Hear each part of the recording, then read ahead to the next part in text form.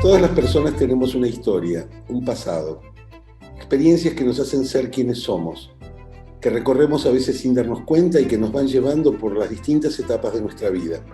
Algunos tuvieron claro siempre que querían ser políticos. A otros, en cambio, la vocación les llegó sin buscarla. De esto se trata Somos, un podcast que bucea en lo que nos hizo ser quienes somos, en las decisiones que nos trajeron hasta aquí, en sus azares y en sus resultados. Gracias por acompañarnos. Hoy en nuestro podcast tengo la inmensa alegría de hablar con uno de los tipos más piolas, más inteligentes y mejores comunicadores que tenemos en el PRO. Además, un valiente que agarró la papa hirviendo el 20 de agosto del 2019, después del resultado de las PASO, después de la gestión de Nico Dujovne, y cuando estábamos besando la lona, ahí llegó Hernán Lacunza desde La Plata, desde su cargo como ministro de Economía en la provincia de Buenos Aires con María Eugenia, a apagar los incendios que se podían apagar en esos casi 4 meses hasta el 10 de diciembre que se produjo la entrega del mando. Pero este programa, este podcast, no es sobre el Lacunza que conocimos en la provincia sobre todo y después en la nación, sino sobre el que llegó a ser ese Lacunza, de dónde viene, cómo se formó, cuál es su historia. Así que bueno, muy contento, bienvenido Hernán y gracias por este tiempo con nosotros. No, gracias a vos, Pablo, muy generosa tu introducción, así que bueno, no sé si la merezco, pero bueno, muy amable. Un placer siempre charlar, fuimos compañeros de gabinete en días difíciles, pero bueno, siempre con buena onda y con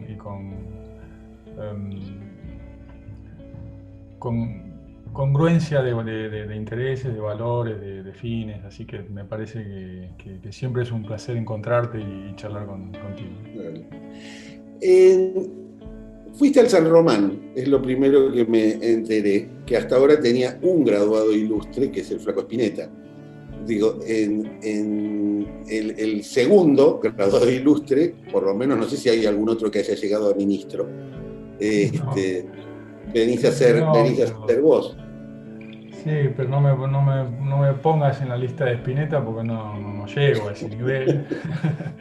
En rigor creo que todos los miembros de Almendra habían ido al San Román, o por lo menos eso se contaba cuando yo cursé el secundario en los 80 y ellos habían ido en los 70, 15 años antes o 10 años antes. Y creo que todos iban de ahí, del colegio religioso del Bajo Belgrano, bastante comprometido con la comunidad y con su entorno. Y ahí también un poco me parece que empezó a vislumbrar mi vocación. Pero me acuerdo también que alumnos habían sido Santo Biasati, me parece. Sí, mira. Nicolás Casanseu, ¿te acordás el periodista que cubrió la Guerra de las Malvinas? La Guerra de Malvinas. Y no mucho más, creo. Bueno, en realidad muchos alumnos buenos, pero sí. ¿Y por qué fuiste al San Román? ¿Vivías por el barrio? ¿Había una vocación católica en tu familia? ¿Cómo fue la historia? No, más lo primero que lo segundo.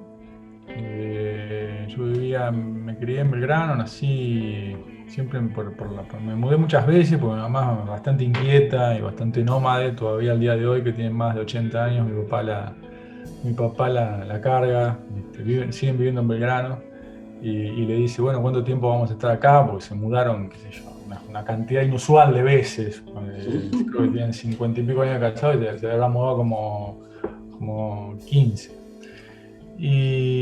Pero siempre por el barrio me crié ahí, fui a un colegio también por la zona y el Colegio San Román era una buena combinación, te diría, de calidad académica, posibilidades económicas, cercanía y algún prestigio. y bueno, me gustó, tengo un muy buen recuerdo del Colegio San Román y muy buenos amigos y todos los fines de año siempre hago un asado acá en mi casa con los 10 más amigos y nos acordamos de aquellos días. ¿Y qué hacían tus viejos cuando eras chico? ¿A qué se dedicaban? Mi papá es ingeniero electromecánico, también graduó de la UBA.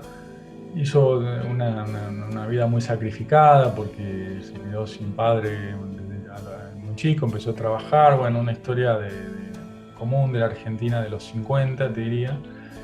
Y fue a la escuela nocturna y terminó su carrera cuando él tenía 40 años, yo tenía 12, creo que en el año 81. O sea que lo viste recibir su diploma.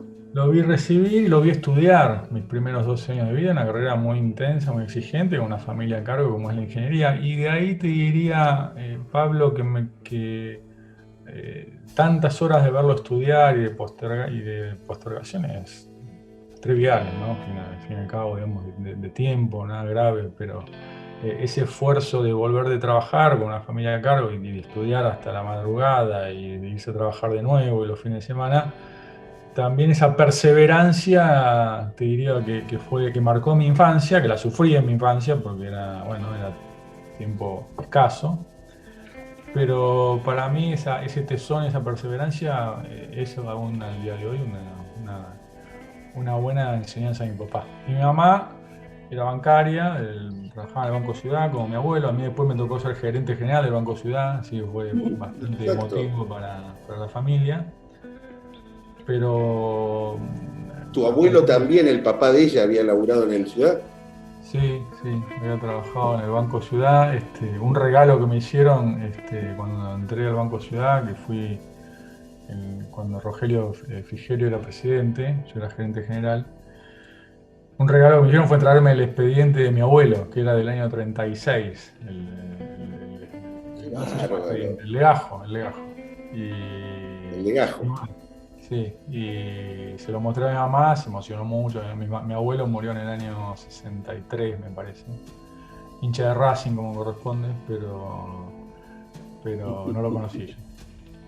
O corresponde a la gente, a las familias sufridas de este país. Bueno, no tanto. Últimamente estamos mejor. Casualmente mi familia paterna, mi papá fundamental y materna, las dos son de Racing. Con lo cual mis tíos, mis primos, salvo alguna oveja descarriada ahí, que medio ya resignamos se hizo de otro equipo, pero en general el 98% somos de Racing. Que es una muy ¿Y buena tenés cosa. hermanos? Tengo un ¿Y tenés hermano, hermanos? sí, un hermano tengo, que es justamente el que no es de Racing. Pero, No. pero mis hijos, por ejemplo, son de Racing y es una muy linda cosa. Siempre digo que las únicas oportunidades de abrazo, que somos medio varones poco demostrativos, un vicio del pasado, si querés. El único lugar donde nos damos un abrazo con mi papá y con mi hijo, con todas las furias en la cancha, digamos.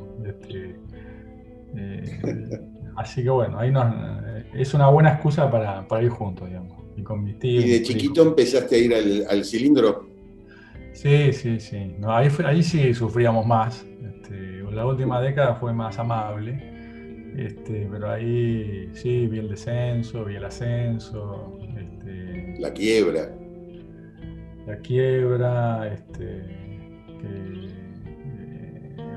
la resurrección, digamos. Bueno, Racing tuvo muy mala, en alguna medida yo en un momento decía, es una buena parábola del país, Racing, ¿no? Porque se terminaba una administración y venía otra peor, y terminaba esa y venía otra peor, y bueno, veías como una institución que cuando yo era chico, bueno, ya tenía como 70 años, ahora tiene 120, ponele, y se iba desgranando el prestigio, bueno, con malas administraciones, y bueno, al país medio que le fue pasando algo parecido en las últimas décadas.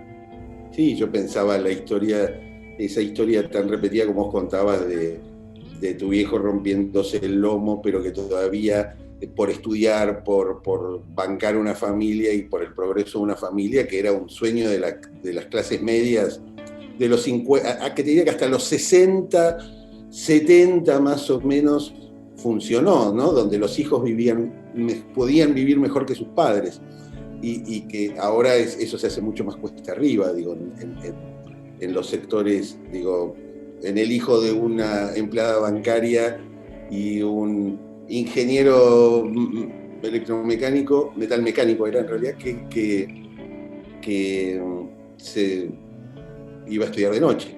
Es una... Sí, una Argentina, una sociedad con los estímulos bien puestos, en el sentido de, bueno, el esfuerzo paga, el esfuerzo vale la pena. Entonces, bueno, obviamente que, y bueno, estudiar de noche es un sacrificio extra. Él empezó a estudiar cuando yo nací, pero bueno, lo haces con un objetivo, y al final el objetivo llega después de la perseverancia, y bueno, y te paga. Y obviamente que eso no está divorciado, sino que está estrechamente ligado a la evolución institucional y económica del país, ¿no? O sea, la Argentina hasta mediados de los 70, a mí me parece que hay un punto de inflexión. Después cada uno puede situar el punto de origen distinto y con distintos modelos, pero a mediados de los 70 perdió el patrón de desarrollo, y no es ajeno a lo que estamos hablando, Pablo, sin ponerme demasiado técnico. El producto per cápita de hoy es igual al del 74. Bueno, ese estancamiento de medio siglo casi, bueno, obviamente derrama en los incentivos familiares, individuales, y en el ascenso social que había hasta ese momento. Digamos, con el esfuerzo vos podías trascender y los hijos trascender el nivel de vida de los padres. Y en los últimos 50 años se hizo muy difícil, entonces se pierden los estímulos, y no viene una señal clara de la dirigencia, no solo de la política, también la empresarial, bueno, todo el cuerpo dirigente de un país. Bueno, las señales que damos a la ciudadanía o a los jóvenes son patéticas, ¿no? Porque decir, bueno, pues, ¿para qué voy a estudiar si es todo lo mismo? O sea, esa falta de movilidad social ascendente, que fue una característica de Argentina hasta mediados de los 70, bueno, obviamente pues retroalimenta el círculo vicioso, ¿no? Claro. ¿Y cómo eras de pibe? ¿Cómo era tu vida? ¿Eras, digo, en los años de la secundaria? ¿Eras de los estudiosos? ¿Eras de los quilomberos? ¿Eras de los deportistas? ¿En qué club te anotabas de esos? ¿En qué tribu participabas? Tenía por ahí una combinación no prototípica, digamos, lo cual no quiere decir que sea ni mejor ni peor. ¿En qué sentido? Era un buen alumno, para poner un símbolo, era abandonado en el primario, en el secundario, estudiaba, pero disfrutaba mucho el deporte, jugaba al fútbol, juego todavía, con alguna inmadurez mental todavía, pero juego al fútbol todavía,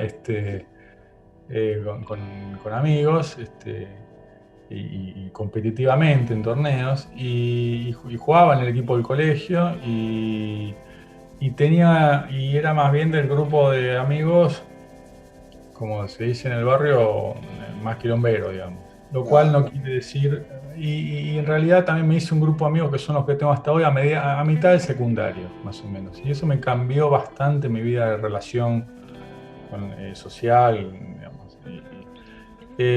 Así que, y después en el colegio, por ejemplo, fui fundador del centro de estudiantes, me acuerdo. Sí.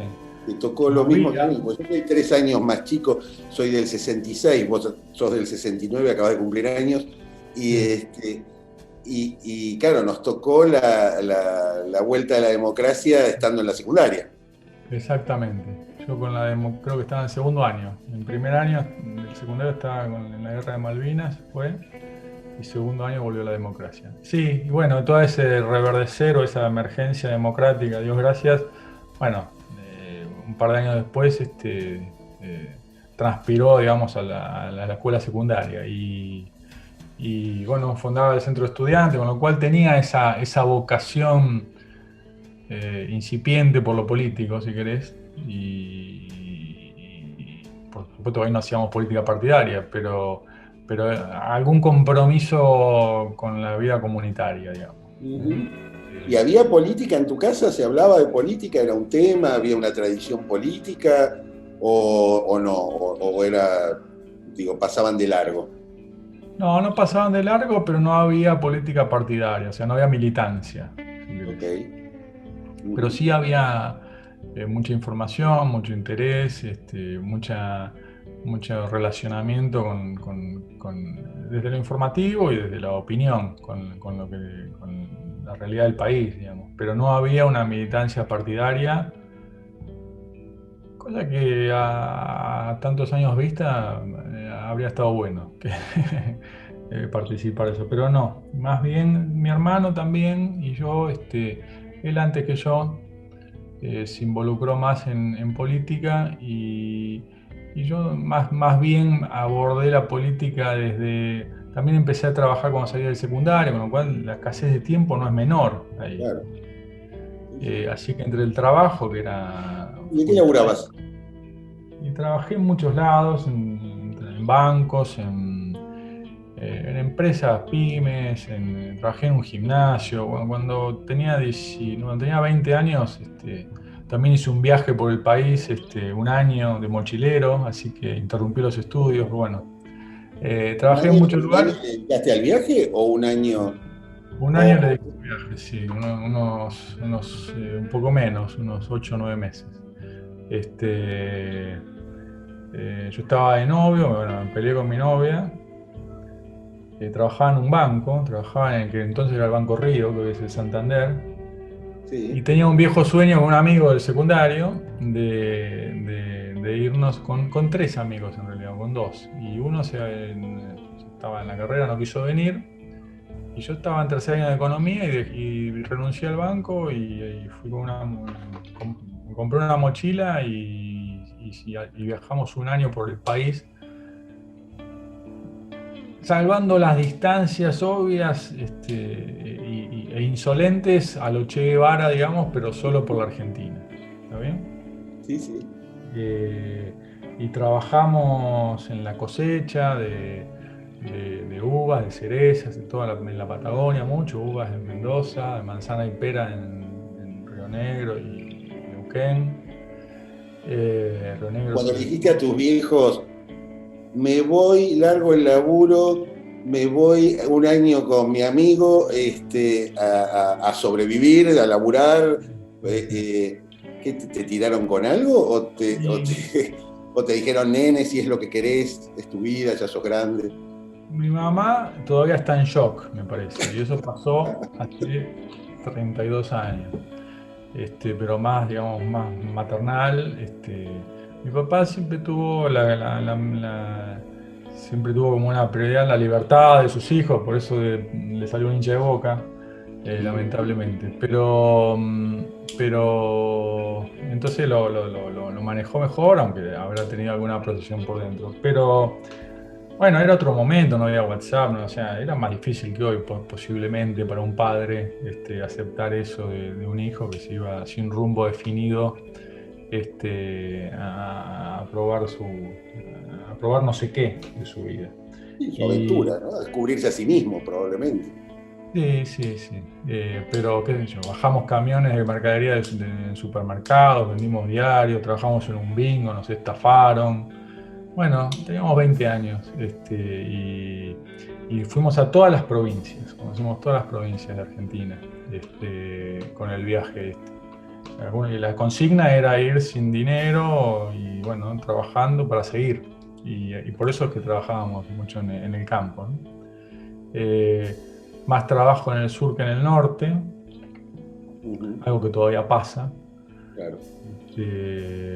Más pobreza en el norte que en el sur, que sigue pasando lamentablemente. Y bueno, las condiciones climáticas son bastante condicionantes. Un pobre en el sur no puede vivir, ¿no? Entonces hay como una asignación natural de, de escasez en función del clima, pero, o de necesidades en función del clima. Pero, bueno, estudiaba mientras trabajaba, después volví, retomé la facultad normal y a los 2 años me recibí.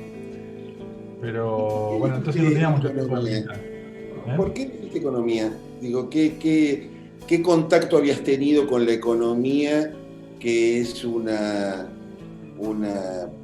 digo, yo fui al Carlos Pellegrini y muchos de mis amigos estudiaron como casi naturalmente, siguieron en economía, algunos después se destacaron mucho, como o sea, Ricardo Rosenberg o Ernesto Jagroski, o pibes que hicieron carreras importantes con eso. ¿Qué era lo que te atraía? ¿Que había laburo? Digo, ¿por qué elegiste esa carrera? Mi hijo de 18 acaba de elegir economía, terminó en Buenos Aires y me pregunto lo mismo que te habrás preguntado vos a tus 18, 19. ¿Por qué un pibe de 18, 19 en un país como este, donde la economía es un tema, casi te diría que después del fútbol es el que viene en los diarios y en las radios? Sí. Primero lamento que hayas tenido que sufrir a Jagroski y a Rosenberg de compañero. Rosenberg de mi edad y Ernesto un par de años más chico, pero fundó el centro de estudiantes conmigo. Rosenberg es de Independiente, así que no. Sí. Y Ernesto de Boca, así que nada bueno ahí. No, el colegio era religioso, como te dije, y eso me marcó. Y yo era más religioso que el promedio de mi familia, cuando me preguntaste antes, por lo menos a esa edad. Y sí, parte de la tarea que hacía el colegio, que hice con el colegio, pero por las nuestras, apalancados en el colegio, fueron misiones, misiones evangelizadoras o misiones en el Gran Buenos Aires. Se llama misionar, lo que se llama misionar. Con una dinámica que, salvando las distancias, los intereses, se parecía logísticamente bastante, ¿te acordás de los timbreos que hacíamos? Sí, claro. De conversar con la gente, qué necesitaba, cómo estaba, bueno.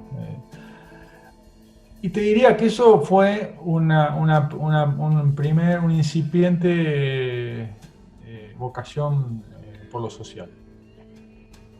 Tal vez así que empecé estudiando sociología en la UBA, cuando salí del colegio. Después todavía había servicio militar, pasé el sorteo. Y entonces ya el primer año estudié sociología, con esa vocación por lo social, por la ciencia social. Y extrañé la matemática en sociología, de la UBA también. Todo bien, pero bueno, extrañaba como la rigurosidad de una ciencia más dura. Claro. Y bueno, la combinación de la vocación por lo social con la matemática es economía, ¿sí? La síntesis, si querés. Y es una carrera hermosa, me encantó. De hecho, mis 2 hijos adultos ya estudian economía contra mi voluntad, pues yo no quería, pero no les dije nunca. Pero ¿Por qué no querías? ¿Cuál era tu miedo, tu temor? este es un mercado muy chico, yo tuve suerte, tengo exposición pública. Como vos contaste, por ejemplo, cuando me tocó ser ministro de Economía de la Nación, era un momento muy difícil y finalmente Pablo, si uno con su vida toma los riesgos que quiere y bueno, si sale bien, bien, y si sale mal, bueno, se hará cargo.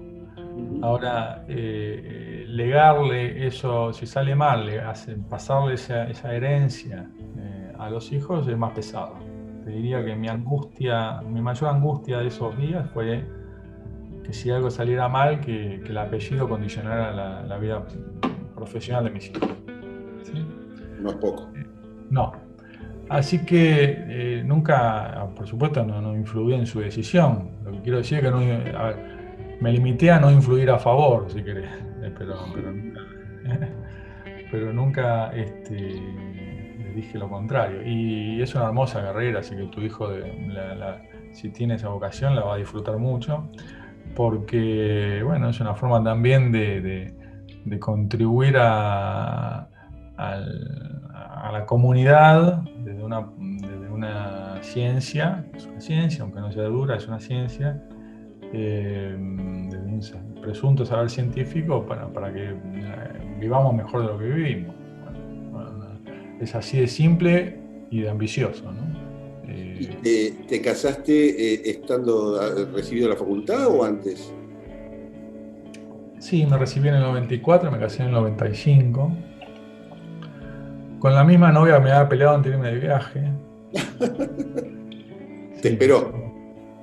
tuvimos 5 años separados y un día nos encontramos en un colectivo y nos casamos.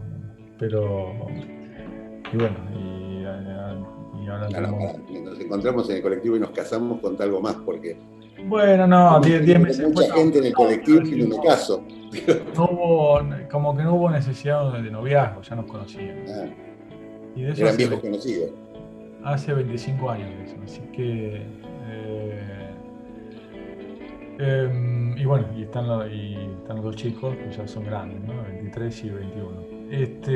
Pero volviendo a lo vocacional, bueno, la verdad que disfruto mucho. Estoy muy contento de haber estudiado economía y de haberme podido desplegar profesionalmente como economista. Y te diría que no tiene horizonte, o sea, es inabarcable el estudio, la comprensión y la aplicación de la economía. Así que, bueno, me gusta eso y además la interrelación con otras disciplinas, con la política, obviamente, y te exige habilidades que no sabes si tenés. Y después combinada con la vocación por lo público, que en mi caso también es muy marcada. Yo prefiero trabajar en el sector público que en el privado. Bueno, ser economista te da un plus, ¿no? Y había en tus años de estudiante o de joven graduado, bueno, eran los años de Cavallo, que era Cavallo y su equipo, por lo menos eran percibidos, no sé si por todos, creo que seguramente por todos no, pero por un sector importante eran como la selección nacional de los economistas que estaban reformando la Argentina, para bien o para mal, pero en todo caso fue un momento de muchas reformas y de muchos planes y muchos economistas de nombre importante que pasaron por ese equipo alrededor de Domingo Cavallo.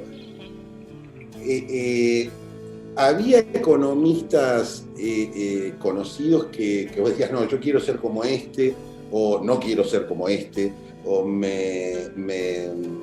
porque además, como vos decís, es un grupo chico. Woody Allen decía que los intelectuales, y podría ser aplicado a los economistas, son como la mafia, solo se matan entre ellos.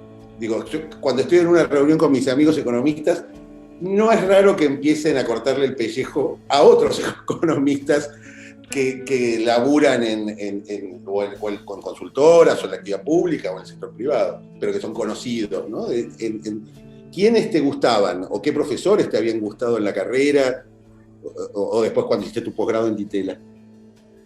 Sí, muy observador todas lo que tiraste ahí. Hay bastante vedetismo entre los economistas. Y también en aquel momento sí hubo como un boom en la matrícula, un par de años después de que yo empezara, que fue de la mano del Ministerio de Cavallo, más allá de los resultados finales, ¿no? Pero yo tenía un jefe que decía, también economista, que decía, más allá de los resultados, en la forma de hacer política económica en la Argentina hay un antes y un después de Cavallo, desde una antes más improvisada, si querés, y en el equipo, ¿no? Quiero decir, después de Cavallo más profesionalizada, más exigente, hasta más visible, si querés. No sé si eso es bueno, pero hubo ahí un boom en la matrícula un par de años después que yo. Y el equipo aquel, bueno, por citarte un nombre que vigente aún al día de hoy, un referente para mí era Juan Liach, por ejemplo. No solo por su pensamiento, Juan es además economista sociólogo, creo que de la UCA, y hoy enseña en Austral, creo. pero me acuerdo haber visto un reportaje que le hizo un periodista de Página 12. Me olvido el nombre ahora, vos por ahí me ayudás. Nudler, Julio Nudler. Julio Ludler, gran periodista de economía. Un gran periodista, sí, muy ético. Y me Ujú. acuerdo de dos preguntas. Me acuerdo un comentario de Nudler por esos años y una anécdota y una pregunta y su respuesta. La anécdota era que Juan Liach Cabal había dispuesto una renovación de la flota automotor, porque no sé, probablemente, seguro correspondía que ya había Falcon y compraron no sé qué. Y Juan Liach dijo, no, a mí mío no me lo cambien. Prefiero, ¿sí? O sea, una muestra de austeridad en un gobierno que no se caracterizaba por eso, no en un ministerio, en un gobierno que no se caracterizaba justamente por la austeridad, sino lo contrario. Y la segunda fue una pregunta de Nudler, por ahí un par de años después, que le dice, usted fue viceministro del bueno, recién fallecido, pobre, pero el gobierno de Menem tenía muchos cuestionamientos éticos, morales, ¿no? De corrupción. Y digo pobre porque acaba de fallecer, pero bueno, nada justifica eso.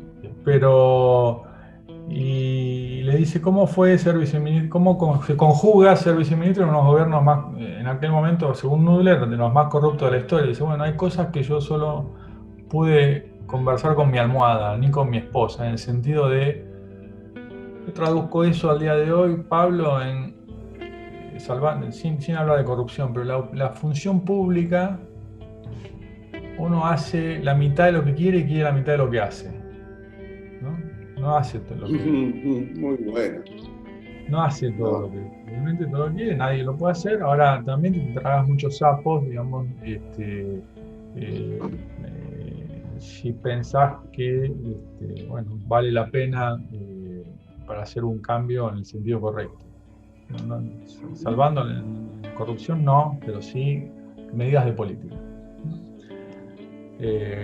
Así que, bueno, eso para mí fue una enseñanza o una referencia. Así que Juan Liach era un tipo que yo respetaba mucho al día de hoy. Y después, bueno, muchos. Juan Carlos de Pablo ya era conocido. Daniel Heyman, un gran profesor que tuvo toda mi generación, que hoy es asesor, creo, del ministro Guzmán. José María Fanelli, otro profesor que estuvo, por ejemplo, en los 80 en el Plan Austral, Pablo Garchunov, el mismo Machinea, y no estoy hablando de su función, de su rol en la función pública, digamos, sino de los profesores que eran referentes de aquellos años, y te estoy hablando de un arco ideológico bastante amplio, ¿no? Muy amplio, sí, sí, sí. Y de todas personas que además cuentan con ese reconocimiento de parte de quienes fueron sus alumnos o quienes los acompañaron a lo largo de sus trayectorias, de personas que han abierto la cabeza de quienes estaban alrededor, ¿no? De que le dieron le dieron a quienes los rodearan. ¿Y nunca se te dio por dar clase o sí? Sí, sí, he dado clase en la UCA alguna vez, en la Universidad de El Salvador, en la UBA. Lleva mucho tiempo dar clase, ser docente, y bueno, en la función pública no tenés ese tiempo. Antes yo estuve en el Banco Central también, varios Claro, estuviste años, en la época de Martín Redrado. sí, como gerente general, que también es un trabajo full time de 15 horas por día. Entonces, y ahí estuve 5 o 6 años, la década anterior. Así que no he tenido una carrera docente así continua o sistemática. He dado clases ocasionalmente, cursos ocasionalmente. Okay. Pero bueno, lo puedo hacer en cualquier momento. Y la política, porque digo, ¿cómo iba dándose la evolución de tu propio pensamiento? Digo, yo tengo la sensación que en esos primeros años de la democracia que hablábamos antes, en los 80, muchos estábamos construyendo, estaba de moda la socialdemocracia europea, lo que había sido la transformación de España, sobre todo, que era lo que nos quedaba más cerca a los argentinos en términos culturales. Había pasado la época de Reagan y Thatcher, de políticas fiscales muy restrictivas y de transformaciones de la lógica económica, del pensamiento económico. Y al mismo tiempo era en auge de un concepto que hoy a veces yo siento que se ha deshilachado mucho, que es el del progresismo. Todos éramos más o menos progres en esos, incluso frente al gobierno de Menem. ¿Cómo te ibas, cómo vas desde, si es que estabas ahí, a lo que fue después del 2001, otro hito importantísimo, y unos años después, 15 años después, llegar al PRO o unos años antes al Banco de la Ciudad durante la gestión de Mauricio? ¿Cómo se fue moviendo tu cabeza a lo largo de esos años, en términos políticos? Sí, como vos, bastante prototípico como vos decís. En los 80 me acuerdo haber votado a adolescente un poquito, o joven todavía. Me acuerdo haber simpatizado con Oscar Allende, por ejemplo, en el 83. Me acuerdo haber votado si uno sigue la trayectoria de mi voto, debe ser de lo más sinuoso que hay pero no de militancia, sino de preferencia política, que a veces es condicionada por la oferta. Pero me acuerdo de haber votado a Rabanaque Caballero, que era un dirigente del PI, creo que fue mi primer voto, si no me equivoco, a diputado del 87. A José Octavio Bordón, como si querés en el 95. Bueno, y evolucionando, Pablo, digamos, evolucionando, y lo que pretendería que fuera una maduración desde una idea más romántica a una más realista de qué es el verdadero progresismo, ¿no? Y digamos, ir desgranando la paja del trigo sin perder ideales, pero de lo que es conducente para tener una sociedad más equitativa, más justa, más equilibrada, que es lo que todos queremos. Si agarramos las plataformas de los partidos políticos, la verdad que va a haber pocas diferencias en el puerto de llegada, muchas diferencias en el itinerario, ¿no?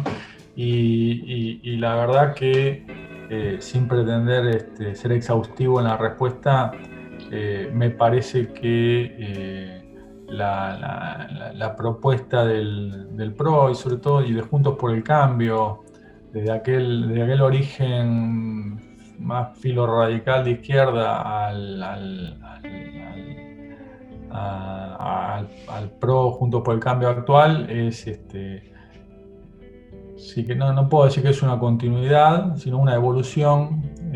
Pretendería que fuera una evolución hacia una socialdemocracia, pero sin, voy a decir medio groseramente, sin verso, ¿no? Sin camelo, claro. Sí. Y tus hijos, porque yo tengo hijos más o menos de la edad de los tuyos, de los primeros hijos que tuve, ¿se te paran como me pasa a mí a tu izquierda? Y digo, pensá que yo los más grandes me votaron Alberto, así que imagínate lo duro que es. Pero más allá de que los adoro y compartimos, vencemos toda la grieta, pero qué sé yo, siento que para nosotros que somos del siglo XX en algún punto, nacimos en el siglo XX, nos formamos en el siglo XX, fuimos a la facultad en el siglo XX, y aunque todavía nos podemos atribuir que somos jóvenes, de pronto hoy los chicos piensan distinto, al menos, ni mejor ni peor, piensan diferente. ¿Te pasa o tus hijos fueron oficialistas, digamos, durante los años de María Eugenia y de Mauricio? No, fueron en general. Primero no votaban, ¿no? En esos años. Eran sub-18. Mi hija habrá empezado a votar al final.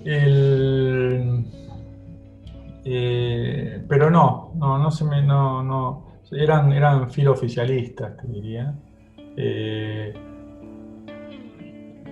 hay una parte de su pensamiento que desconozco, pero viste que dicen que hay un viejo dicho, el que no es de izquierda a los 20 no tiene corazón, el que no es una caricatura, ¿no? Sí, sí. El que es de izquierda a los 40 no tiene cerebro, medio agresivo, ¿no? Pero eh, sin perder los ideales juveniles, que a Dios gracias tienen, no se pusieron en posiciones radicalizadas más de izquierda, digamos. Mira, envidia. Te iba a preguntar, ¿y tu primer cargo como funcionario fue el del Banco Central o antes habías tenido alguna otra experiencia en el Estado? No, primero estuve en Cancillería 3 años. Fui Ujú. director del Centro de Economía Internacional, que es una especie de economista jefe de la Cancillería. Era joven, ¿no? Pero nos dedicábamos a hacer estudios de integración. En aquel momento era el ALCA, el Mercosur, la Unión Europea. Bueno, el acuerdo que se hizo al final del mandato de Mauricio tenía Había origen. nacido ahí, Los claro. primeros estudios se hicieron de impacto, digamos, en la industria, se hicieron en ese centro de economía, oficiales por lo menos, se hicieron en ese centro de economía de la Cancillería. Y yo trabajé ahí como 3 años y después fui al Banco Central. Eh, y ahí estuve 5 años. Y el Banco Central es, digo, para uno que yo conocí el Banco Central, me acuerdo en la época de Federico Sturzenegger y Lucas Liach, porque tienen una maravillosa colección de obras de arte y queríamos exhibirlas y dar premios y hacer actividades culturales con el banco. Pero para quienes como yo no somos economistas, el Banco Central tiene una cosa muy imponente. Digo, y muy difícil de imaginar qué hace la gente que trabaja en el Banco Central.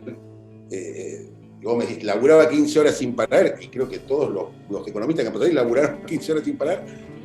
Pero ¿qué haces? ¿Cómo era el día? ¿Qué pasaba en esas 15 horas? Digo, ¿cuál es la vida de una institución como esa, además que está siempre en el ojo de la tormenta, digo, porque son los que finalmente deciden cuántos billetes vamos a imprimir, son los que señalan cuáles son las tasas de referencia en un país o en nuestro país, digo, y te hablan de la mesa del Banco Central, digo, uno se imagina una mesa.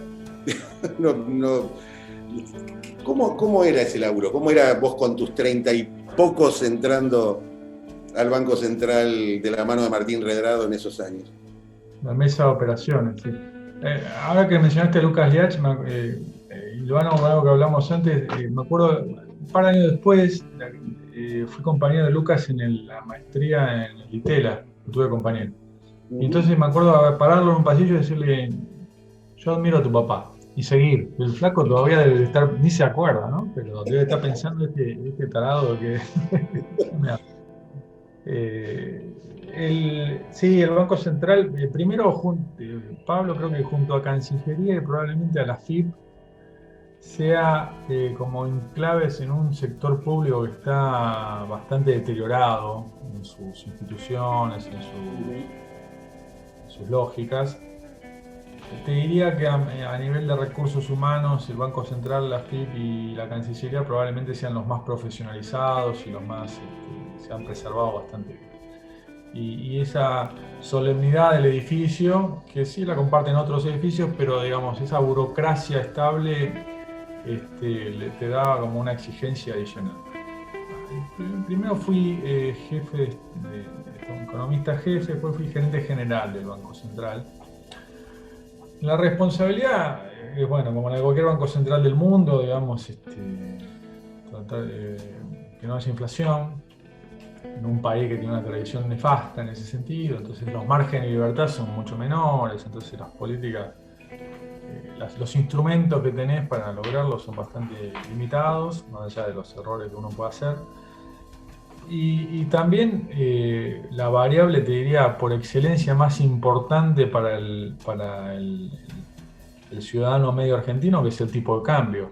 Pero no porque porque seamos genéticamente distintos a los brasileños. Por supuesto que no, pero desde que nosotros somos chicos, o sea, hace 45 años, tenemos 40 años por lo menos de inestabilidad, ¿no? Entonces, que no se confunda lo que voy a decir ahora, porque todo es importante, la micro y la macro, pero vos haces un desastre en el SENASA Sí, sí. y el sector lo sufre, una macana monumental, pero no se juega, no va la suerte de un gobierno, de un proyecto político.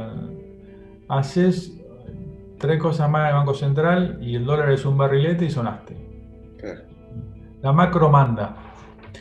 Por supuesto que importa todo, porque si vos haces mal SENASA, mal la FED, mal el Ministerio de todos los... Bueno, obviamente todas las micro somos tan ineficientes, tenemos que cobrar muchos impuestos, necesitamos un tipo de cambio alto para compensar la mala política. Entonces el dólar barrilete se retroalimenta. Ahora, te diría que en la Argentina de hoy, la que nos tocó a nosotros, la de hoy y la de los próximos años, en posiciones como la del Banco Central, te diría que lo más importante, si tenés que elegir un solo objetivo, es evitar la próxima crisis. Wow. Y toda la prudencia y sacrificar bienestar, hasta sacrificar crecimiento con tal de que no haya una nueva crisis. Y si en lugar de crecer al 5, si pudiera crecer al 5, pero tener que crecer al 2,5, bueno, hacelo porque vale la pena ese seguro. Porque si no, todo lo otro que haces, hasta el proyecto político se derrumba porque el dólar es un barrilete. Y está bien, bueno, es así. Y cuando el dólar se mueve 2 centavos, sale en la tapa del diario. Claro. En Brasil, en la página 18. Y no es que son genéticamente distintos, es que tenemos una historia pesada atrás de política monetaria y cambiaria, Banco Central, que nos hace menos creíbles y como tal con menos grado de libertad, menos instrumentos. Así que la tarea ahí es tan interesante como desafiante. Y lo voy a decir en inglés, es un quilombo permanente, ¿no? No tenés tregua, en el Ministerio de Economía tampoco. Pero el Banco Central es un test diario, ¿no? La mesa de operaciones, con un mercado chico, con un montón de jugadores que son jugadores privados, que son lobos, que persiguen su beneficio, lógico. O sea, ¿qué pasa a pretender? Y vos tenés que poner ahí sos el regulador del mercado con un fin altruista. Así que... La hermana Teresa, la madre Teresa, digo. Bueno, sí, tenés que serlo, y está bien. Y los demás no te ayudan, pero no es su misión ayudarte. Tenés que ir a pulsear a ese mercado con esa premisa, si no, fuiste un ingenuo, ¿no? Claro. ¿Y cómo fue que llegaste ya avanzando unos años más, a ser ministro de Economía de la provincia de Buenos Aires? ¿Habías estado con Rogelio, después de Rogelio en el Ciudad? ¿Y cómo te llama María Eugenia? ¿Habías estado con ella? No, yo estaba en la Fundación Pensar. Porque ser ministro de Pensar. Economía del país es difícil. Ser de la provincia de Buenos Aires creo que es... Y con el quilombo que habían dejado, el muerto que habían dejado, tenés un poquito de vocación de Quijote. Sí. A los curas de San Román les debemos esa vocación un poco. Sí. De ir a meterte en el ojo del huracán. Yo vivo en Tigre, así que tenía a La Plata todos los días, tenía ida y vuelta 200 kilómetros. Así que había un esfuerzo físico también importante. Yo trabajaba, como todos, Pablo, creo que vos también, estábamos en Fundación Pensar, asignados a distintas tareas. Yo me acuerdo que había otros economistas, pero cada uno tenía un tema. Yo estaba a cargo del tema previsional, ANSES, y del monetario, porque como había trabajado en Banco Central, el programa monetario y cambiario. Y siempre la última reunión era en trabajos, en proyectos, ¿no? De 6 meses, de diagnóstico hasta propuesta. Y la última era la presentación a Mauricio y solía venir María Eugenia, bueno, lo que imaginás. Y María Eugenia vio esas 2 presentaciones y me llamó un día y me dijo, necesito que... Ella era precandidata. De acuerdo. Sería abril o mayo 2015. Todavía no estaba definida su candidatura. Y me llamó y me dijo, ¿me das una mano en la campaña de la provincia? Y yo le dije, sí, está bien. Yo la verdad que tengo mente nacional. Digo, siempre toda la actuación que tuve fue nacional. Trabajo en el Banco Ciudad, en la City. Mis interlocutores son a nivel sindical son Palazzo y a nivel empresarial son los banqueros y a nivel regulatorio el Banco Central. Pero bueno, conozco, vivo en la provincia y bueno, sí, te doy una mano. Voy a decir una cosa inconfesable, especulando con que la chance de ganar la provincia de Buenos Aires era baja, pero en la nación era más Estábamos alta, en la discusión, sí, claro. más peleada. Y que bueno, que María Eugenia va a ser, aunque perdiera en provincia, va a ser una dirigente nacional. Y bueno, un placer colaborar con ella. Y no nos conocíamos, nos fuimos conociendo con el tiempo. Cuando ganó ella en octubre, me dijo, bueno, ahora tenés que ser ministro de provincia. Dije, ¿te parece? Primero que con Tigre. Sí, me parece. Bueno, está bien.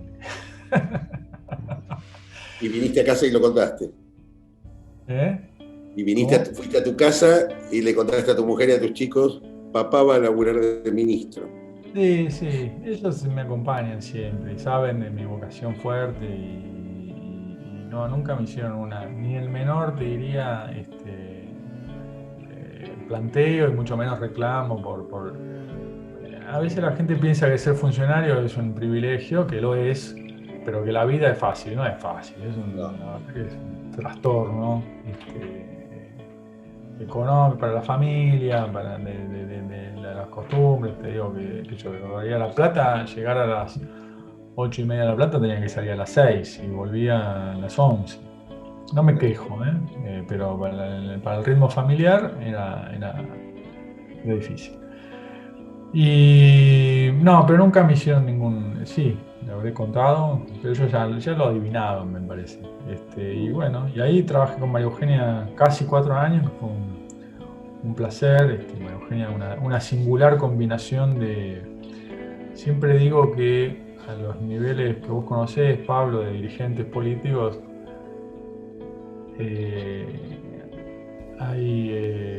todos son inteligentes, porque es bastante darwiniana la política, ¿no? Y prevalecen los mejores, porque todos quieren ese lugar y bueno. Pero la combinación de María Eugenia de inteligencia, honestidad y coraje, sobre todo coraje, es bastante singular. Así sí, que, por supuesto que como todos, perdimos más batallas de las que ganamos. Pero viste eso de que uno hace la mitad lo que quiere la mitad lo que hace. Claro, porque algunas ganamos. No, por supuesto que ganamos. Y algunas ganamos y quedaron. De reformas, no estoy hablando de política partidaria, de reformas, de instituciones. Totalmente. Y otras perdimos. Pero bueno, eso es un gobierno, ¿no? Un gobierno gana todas, sino que a ver qué queda después. Y bueno, creo que la forma de hacer política distinta en la provincia de Buenos Aires es algo que obviamente a la corta no se ve tanto y que medio se ve opacado por los resultados electorales y económicos inmediatos o instantáneos. Creo que va a haber una valoración, ya la hay seguro, y también del gobierno nacional, con los malos resultados económicos en términos de bienestar, Pablo, que son básicamente empleo e inflación. Además son todo instrumental para la gente, no entiende nada. No entiende nada, no, pero digamos, suena esotérico lo del déficit fiscal. Te quedan lejos. Las LELIC te quedan lejos. En cambio, si las cosas aumentan en el supermercado y si el dólar se dispara y si hay o no hay laburo, eso lo vivís. Ahí es donde la economía se te cruza con la vida, digo. Es así, es empleo e inflación. Y todo lo otro es más, o sea, si querés, esos dos son los frutos del árbol. Y todo lo demás son raíces, o sea, medio invisibles, ¿no? Entonces todo lo que vos hagas a nivel subterráneo y no se ve, es como la obra pública para evitar las inundaciones, ¿viste? No se ve, ahora cuando llueve no se inunda. Bueno, en lo económico es parecido, todo lo que hagas en materia de equilibrio fiscal, bueno, no se ve, se ve a la larga, con el agravante de que lo que sembrás hoy se ve no el año que viene, sino dentro de 5 años. Entonces un periodo de gobierno de 4 años, ¿viste? Tarda, no madura, no es un cereal que lo sembrás hoy y cosechás el año que viene, es un árbol frutal. Cosechás empezás a cosechar a los 5 años. Entonces es bastante ingrato cualquier reforma y con una sociedad que tiene una tasa de impaciencia alta. Pero bueno, no me quiero desviar. No sé cómo llegamos acá, pero... No, pero lo asociaba con... digo que a pesar de los frutos no deseados, económicos, en materia de empleo e inflación, de bienestar, no fueron los deseados, que el 40% del votante nacional y provincial haya respaldado nuestra propuesta, creo que también es una plataforma de esperanza hacia el futuro y de que está ocurriendo un cambio cultural que, como todo cambio cultural, es parsimonioso. Las sociedades no se van a dormir adolescentes y se levantan adultas al día siguiente, no ocurre nunca eso. Entonces, como no nos ocurre a las personas, claro. Exactamente. Entonces, ese cambio parsimonioso está ocurriendo, creo. Pensaba cuando no podía no asociar esto que explicabas de la economía y de los tiempos y de los plazos con la historia de tu viejo, ¿no?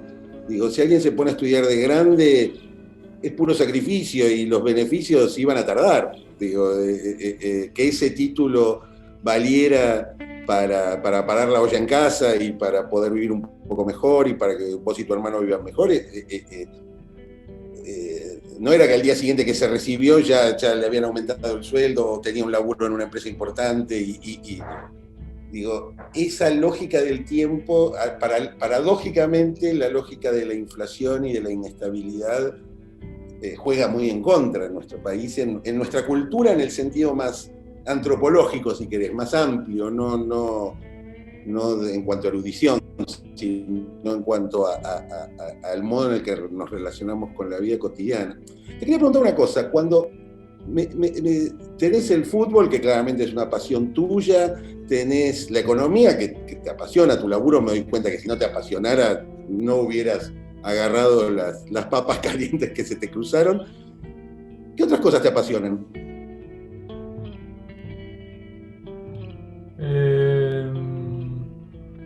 El ajedrez. Mira. La lectura. No por el ámbito de gama, de antes. No, de antes. Igual no tengo una formación sistémica, soy más autodidacta y es algo que quiero hacer. Tengo una formación más, una instrucción más formal. Ahora hace poco empecé a cocinar. Epa, mira qué bien. Mira que me gusta, no sé si es una pasión, pero es un hobby bastante que lo estoy cultivando mucho y me gusta cada vez más. Todo con fuegos. ¿Te salen cosas ricas? Digo. Sí, me gusta probar, innovar así. Y otra cosa que hago también, no al nivel de las otras pasiones, pero es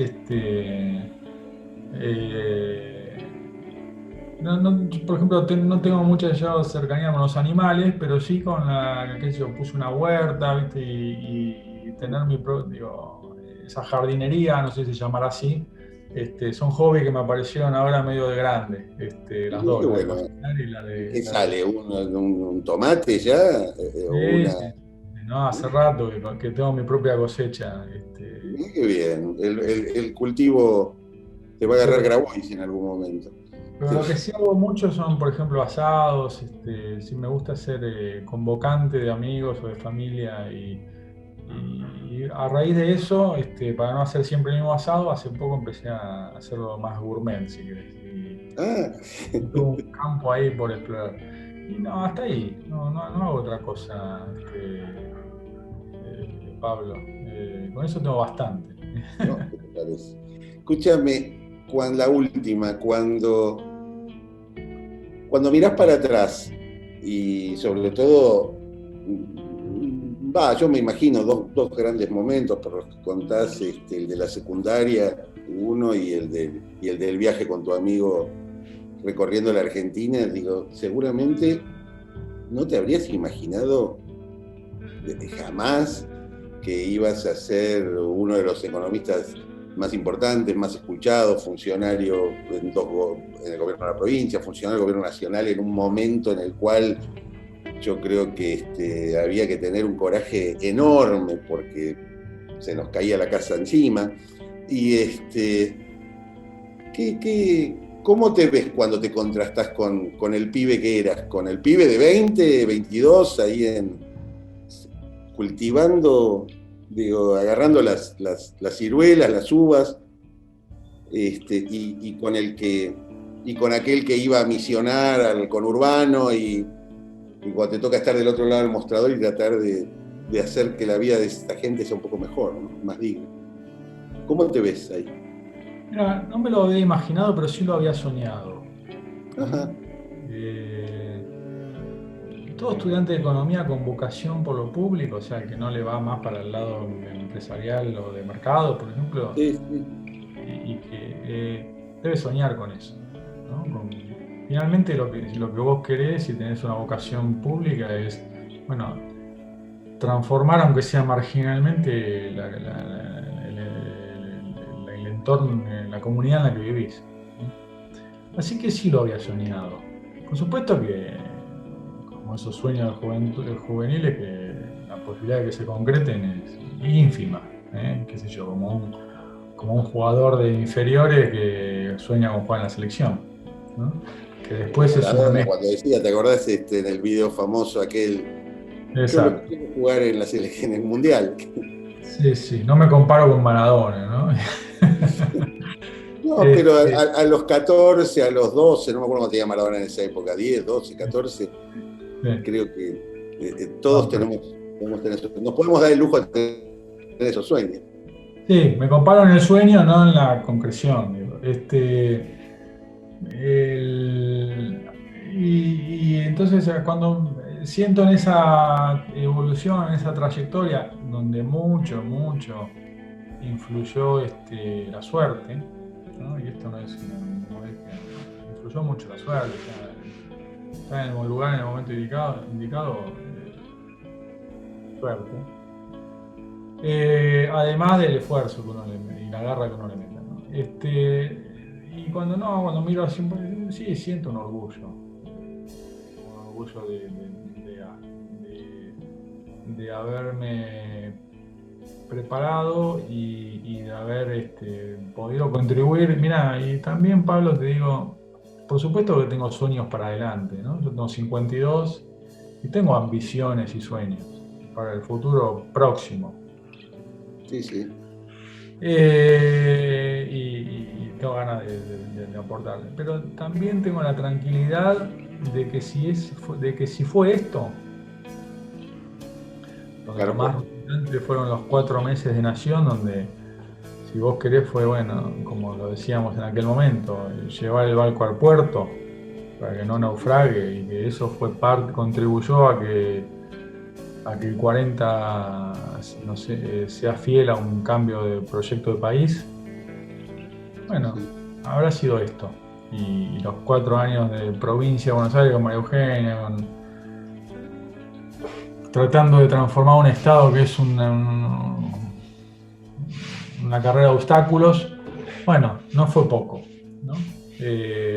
Así que eso sí me da un orgullo y decir, me permite, y tengo esa perspectiva respecto al pasado, sin inhibir sueños del futuro. No, nunca lo había pensado así en los términos que vos me decís, comparar la realidad con el sueño, pero es estoy bastante agradecido a la vida de haber podido desplegarme profesionalmente y políticamente en esos ámbitos. Así que ahí soy agradecido, sí. Tengo bastante orgullo de eso. Me parece que definen bien esa palabra, define bien. También frustración, porque la verdad, Pablo, que nosotros tenemos 50 y poco, y como generación nos tenemos que hacer cargo de una frustración colectiva. El sueño alfonsinista con la democracia se come, se educa y se cura, no pasó. Ese sueño no lo concretamos. Y Alfonsín lo decía genuinamente y no lo concretamos. Bueno, como generación fuimos para atrás. El país de hoy no sé si es mejor al previo de la dictadura, para no mezclar con otras atrocidades. Parece que la democracia tiene demasiados pasivos todavía. Exacto. Y la hicimos nosotros. Y es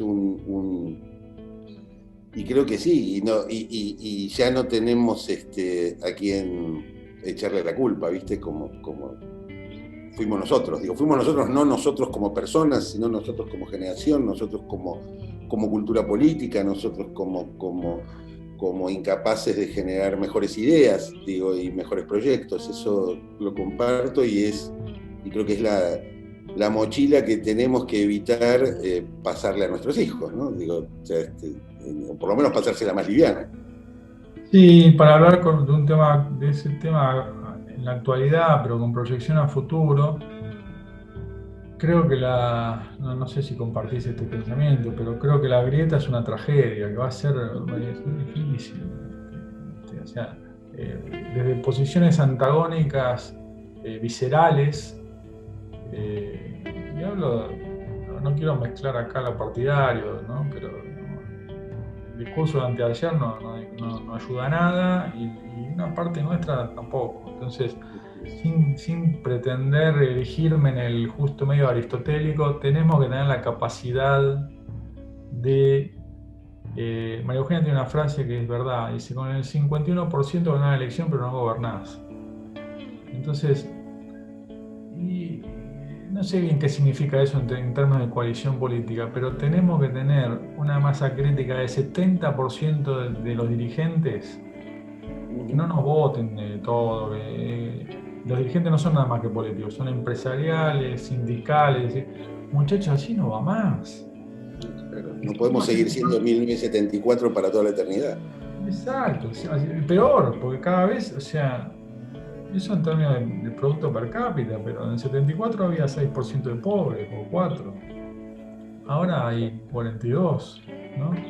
Y el 63%, en el Gran Buenos Aires, el 63% de los menores de 18 años, o sea, casi 2 de cada 3 jóvenes, chicos, son pobres en el Gran Buenos Aires. Entonces, esta lógica de Antón Pirulero, ¿viste? Que nadie está conforme como vive a nivel dirigencial, pero el cambio lo haga otro, ¿no? Entonces los sindicatos, la verdad, pero cada vez tenés menos afiliados, ¿no te das cuenta? Porque el empleo privado no crece desde 2007. Y los gobernadores diciendo, bueno, pero a mí me tienen que dar tal cosa. El conurbano no es un problema del gobernador de la provincia de Buenos Aires, es un problema también del gobernador de Salta, porque no se va a desarrollar Salta con este conurbano. Entonces, la lógica del sálvese quien pueda, que confundimos federalismo con eso, o a nivel laboral, que nada cambie, porque no generamos ningún empleo privado. O alguna dirigencia empresarial rentística que dice, bueno, dame subsidio, subsidiame la tasa, todo que eso, nadie va a salir de una producción con subsidio no tiene horizonte, porque los subsidios no va a ser sostenible, ¿sí? Nadie va a invertir porque los próximos 6 meses tenga una tasa subsidiada de 5 puntos. ¿Sí? Ahora, ¿cómo te impacta en la vida cotidiana la grieta? Digo, en tu mundo profesional, digo, porque yo me doy cuenta que este sistema de suma cero, la culpa es tuya, no, la culpa es tuya, no, la culpa es tuya, digo, que me hace acordar, veo ahora en mis hijos más pequeños que tienen 2 o 3 años, 2 y 3, y se pelean entre ellos, de quién la empezó, fuiste vos, fui yo le saqué el autito, el otro se lo... Digo, hay claramente una ilusión imposible, que es que en el país todos piensen como uno. Digo, de que los otros no jueguen. Y los otros juegan, y a veces los otros somos nosotros, y a veces los otros son el actual oficialismo. Y siento que en esta especie de empate, como vos decías bien, se nos va la vida, y se nos va el país. ¿Cómo lidias con la agresividad? Digo, que como vos bien decís, no es solo de los otros, digo, también están algunos sectores de este lado, y que digo, al final todo fanatismo tiende a aparecer, los prejuiciosos se parecen todos, digo, aunque tengan diferentes prejuicios. ¿Cómo la llevas, digo, en tu profesión, en tu vida diaria? Digo, donde me imagino que de tus compañeros de colegio, estos que me contabas que se juntan una vez al año, o en el equipo de fútbol con el que jugás todas las semanas, debe haber tipos que nos votaron y tipos que no nos votaron, digo, como en todo grupo humano. Digo, ¿cómo logras y en tu familia, digo, en todas partes, digo, ¿cómo haces para que no vuelen los platos, digo, en tu vida cotidiana, en tu encuentro con los del otro lado? No, en mi vida personal te diría que yo no sé si es suerte o exceso de respeto, qué sé yo, no me plantean, no tengo interlocuciones agresivas, te diría. No, para nada.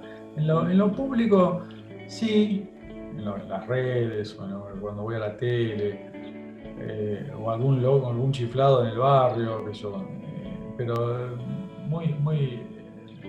Y eso me agobia, ¿no? Por supuesto. Ahora,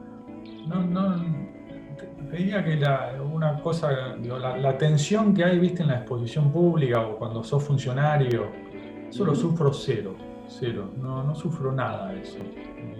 Sufro más poner las divisiones internas que te hacen perder energía. Si hablas con este, no hables con el otro. No, eso me agota. Pero no, las considero como parte del ecosistema. Sí me aflige que, vos hiciste bien el planteo, si queremos encontrar coincidencias, haciendo que el otro cambie de pensamiento sin revisar el nuestro, es un mal punto de partida, porque bueno, ya es como una superioridad moral de que nuestro argumento es mejor, bueno, es un mal punto de partida. Y también tenemos que ser conscientes que para coordinar o armonizar, pongamos el verbo que quieras, ideas o superar la grieta, no es entre iguales. Entre los iguales no hay nada que homogeneizar, ¿sí? Entonces es entre distintos. Entonces, ahora, ¿a qué aspiraría? Mirá, poner el modelo que te guste, latinoamericano, para que no haya demasiadas diferencias culturales, pero no son idénticos, ¿no? Chile, Uruguay, Perú, el mismo Bolivia, Paraguay, Colombia, no rediscuten cada 4 años si hay que vivir con lo nuestro, si el Estado te salva o si la emisión no genera inflación. Hay cosas que ya tenemos que dejar de discutir, ¿no? Y la aritmética del déficit, por ejemplo. Bueno, hay cosas que dicen los libros, ¿viste? Cuando la expresidenta y actual vicepresidenta dice la Argentina es el fin de todas las teorías. No, es el principio de todas las teorías, que no las usamos, ¿entendés? La Argentina reafirma lo que dicen los libros. Lo que pasa es que no hacemos lo que dicen los libros, entonces no tenemos resultados. Bueno. ahora, hay cosas que dicen los libros, hay cosas que ya las sabemos por los libros, esto de que cuando tenés déficit o es inflación o deuda, y las dos vías son a la larga inviables, o otras que la experiencia, ¿viste? Vivir con lo nuestro ya lo probamos, digo, cerrarnos al mundo no dio ni va a dar ningún resultado. Y eso hace, Pablo, que si los dirigentes políticos no tenemos esa comunión de consensos básicos, el empresario, que finalmente es el que mueve la economía y el que contrata gente, ¿sí? Se hace miope, se hace cortoplacista y agrava el círculo vicioso. ¿A qué me refiero? A que se hace un empresario rentístico. Entonces invierte, quiere la renta rápida y cuando la tiene se la lleva porque sabe que dentro de 2 años viene un quilombo. Entonces como se hace miope, exige una tasa de retorno altísima a su inversión, entonces no invierte si no tiene esa tasa y agarra y se la lleva. ¿Está bien? Entonces acorta todavía más los horizontes de maduración de cualquier cambio. Así que te diría que eso, ¿cómo se puede? Un poco soñando también, pero eso cómo se resuelve, bueno, con liderazgo y consensos, de decir, bueno, mira, hay 8 cosas que no jodamos más, porque, bueno, con una parte de la dirigencia va a ser imposible, pero porque visceralmente creen lo contrario. Tenemos que buscar puentes con la parte que no tenemos esas diferencias viscerales, porque bueno, está probado, ¿no? Perdimos la elección, digamos, llegamos 40, 41, pero no nos alcanzó. Hernán, mil gracias.